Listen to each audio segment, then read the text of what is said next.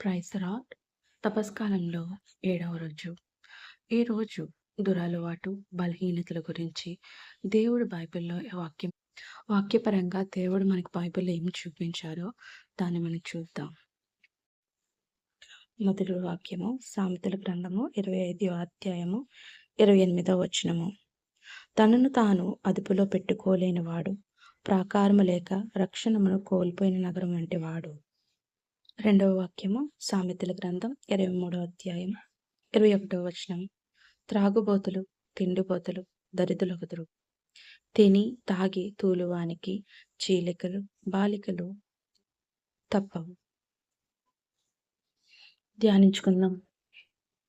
ప్రస్తుత రోజుల్లో ఈ లోకంలో అనేక దురలవాట్లతో, బలహీనలతో నిండి ఉంది.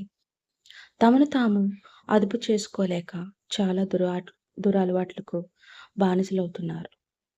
ఎక్కువ శ్రమ పడకుండా సుఖంగా జీవించాలనే దురాశతో దొంగతనం, మోసం, లంచం, వ్యభిచారం అని వక్ర మార్గంలో నడుస్తున్నారు.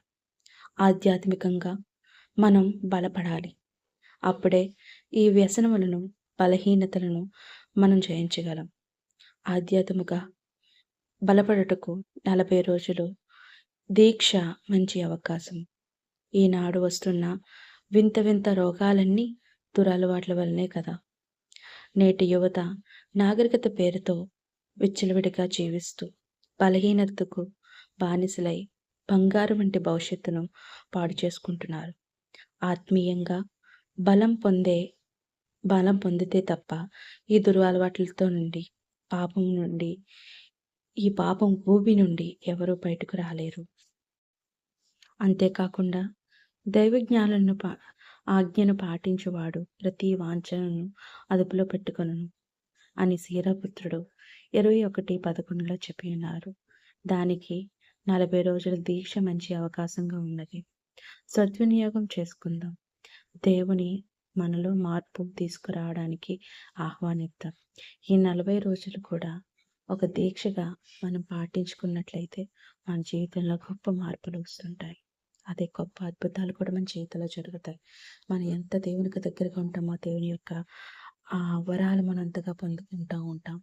అదేవిధంగా మనలో మనం కూడా ఆత్మపరిశీలన చేసుకుంటున్నాను అనుదినం కూడా. నేను ఏ దురలవాట్లకు బానిస అయిపోయాను, ఏ బలహీనతల నుండి బయటకు రావలేకపోతున్నాను, ఎప్పుడైనా బలహీనతల నుండి, దురలవాట్ల నుండి కాపాడమని దేవుని ప్రార్థించానా లేదా అని మనలో మనం ఒక ప్రశ్న వేసుకుందాం. చివరగా చిన్న ప్రార్థన చేసుకొని ముగించుకుందాం. బలవంతుడైన దేవా, ఈ ఉపవాస దీక్ష ద్వారా నాలోని బలహీనతలను, దురలవాటులను జయించుటకు సహాయం చేయండి. నా శక్తిని, బలమును చాలదు. కావున నా బలహీనలతో యుద్ధం చేయుటకు నాకు సహాయం చేసి జయమును అనుగ్రహించమని అనునాథుడైన క్రీస్తు ద్వారా మనవి చేయుచున్నాను. ఆమేన్. Praise the lord.